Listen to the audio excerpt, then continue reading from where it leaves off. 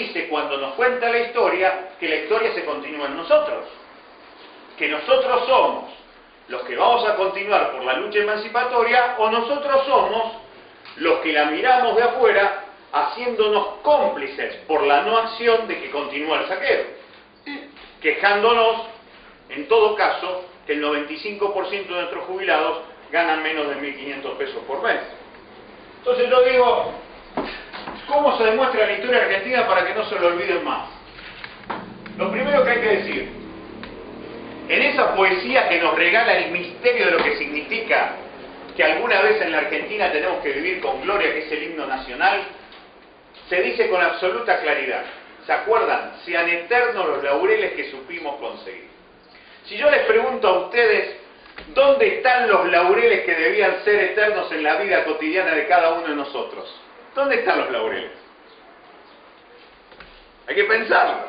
Voy a hacer una ayudita. Toda la historia del siglo XIX, toda la manera de contar la mentira de la historia oficial está en nuestra vida cotidiana. Camina con nosotros. El siglo XIX va con nosotros. ¿Dónde va el siglo XIX con nosotros? En las moneditas y en los billetes. Allí nos dicen en las figuritas que tienen las monedas y las que tienen los billetes, la historia, cómo pesa del siglo XIX en el siglo XXI. Haciendo una síntesis propagandística, uno podría decir, las figuritas que aparecen en las monedas y en los billetes de la historia argentina del siglo XXI fueron dibujadas en el año 1992. Desde el año 92 no se cambian las figuritas de los billetes y de las monedas. ¿Quién lo hizo esto? La propaganda lo dice claro, Menem lo hizo. Desde el 1992, cada símbolo de cada moneda, cada símbolo de cada billete, nos está diciendo la historia argentina en los pesos, pero también está definiendo el peso de la historia desde el siglo XXI.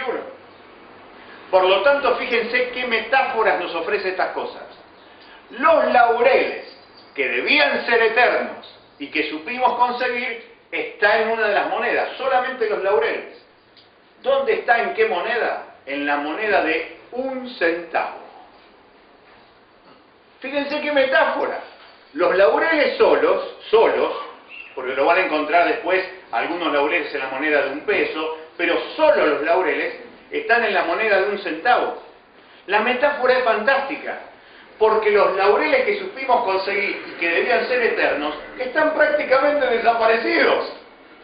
Porque ¿dónde encuentran ustedes en su vida cotidiana la monedita de 1 centavo? Con lo cual, los famosos laureles que supimos conseguir y que debían ser eternos, están hoy desaparecidos. Miren qué pedazo de metáfora. Cómo el simbolismo de las monedas, que sintetiza el valor de la historia del siglo XIX en el siglo XXI, nos está diciendo algo.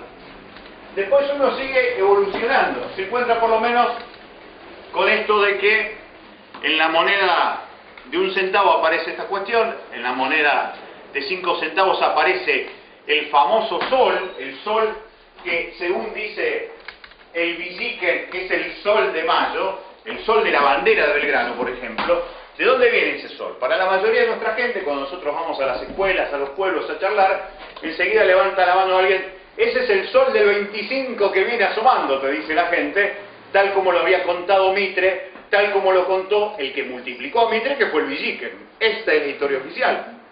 Sin embargo, ese sol no es el sol del 25 de mayo, es el sol de la revolución de Tupac Amaru, de 1780, porque Belgrano impuso el símbolo del sol en la bandera, porque era una revolución de las colonias españolas en América en contra del Imperio Español. Por eso había una continuidad en la lucha que empezaba en Buenos Aires con aquel de Tupac Amaru, de allí el sol. Para que lo vean más claro, el sol del monumento a la bandera, el sol que aparece en el centro de la parte más alta del monumento a la bandera, es el sol de Tupac Amaru. ¿Cuándo escucharon a alguno hablar de que ese es el sol del pueblo boliviano? Casi nunca. Y en realidad esa es la historia real. Y ahí que empezamos a ver que en la mentira y en el ocultamiento lo que se oculta es una lucha. la decisión del pueblo de pelear en contra del sojuzgamiento, y que eso empezó con los pueblos originarios, y que la lucha por la liberación empezó en lo que hoy conocemos como Bolivia.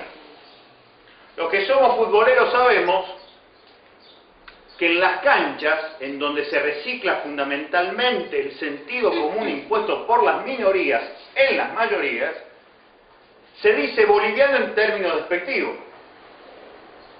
cuando es justamente el territorio en donde comenzó la lucha emancipatoria.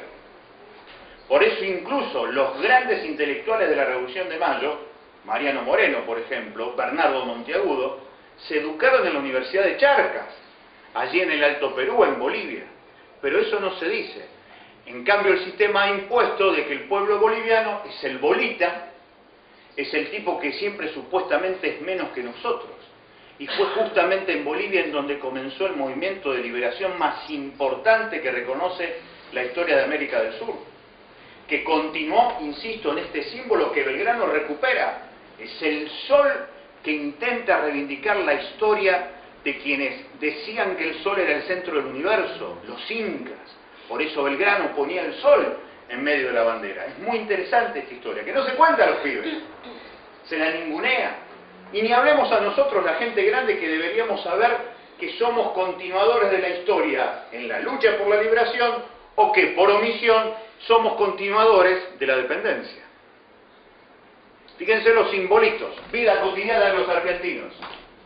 Después aparece la monedita de 25 centavos. En la monedita de 25, el Cabildo de Buenos Aires, tan recortado como está ahora.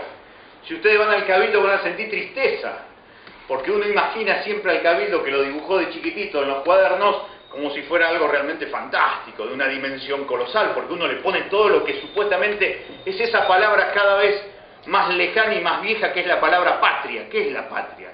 La patria significa etimológicamente la tierra de los padres, pero no la tierra geográfica. La tierra es el lugar de los sueños de nuestros viejos. Nosotros peleamos por hacer realidad los sueños de nuestros viejos, decían los primeros pobladores de estas tierras, que fueron los guaraníes. Y teniendo en cuenta el proyecto de nuestros viejos, de nuestras generaciones anteriores, yo tengo un proyecto. Yo soy algo más que el presente, yo soy algo más que la camiseta de la selección de fútbol. Esta es la idea. La monedita de 25 muestra un cabildo absolutamente recortado. En este año del bicentenario, en este año de los 200 años, la monedita de 25 centavos también está diciendo algo de lo menospreciado que está esa fecha, en donde 165 tipos, ni uno más ni uno menos, con edad promedio de 35 años, decidieron inventar un país. No es cualquier cosa. Una ínfima minoría en un territorio que era el Virreinato del Río de la Plata, donde vivían 400.000 personas, y 125 tipos que deciden inventar un país, porque están enamorados de palabras, como pueblo, como nación, como soberanía, como libertad, como independencia. ¿Cómo hacían? No había mensajito de texto, no había celular, no había Twitter, no había Facebook, no había radio, no había tele. ¿Cómo lo hacían? Tenían que poner el cuerpo, tenían que ir a mirar a la mirada del otro, tenían que hablar y escuchar lo que el otro le decía, tenían que hacer política. Y acá estamos 200 años después, con la locura de aquellos 165, acá estamos pensando qué diablos es la Argentina, pero de hecho lo tenemos esa cuestión, de intentar saber qué es la Argentina y hacia dónde va.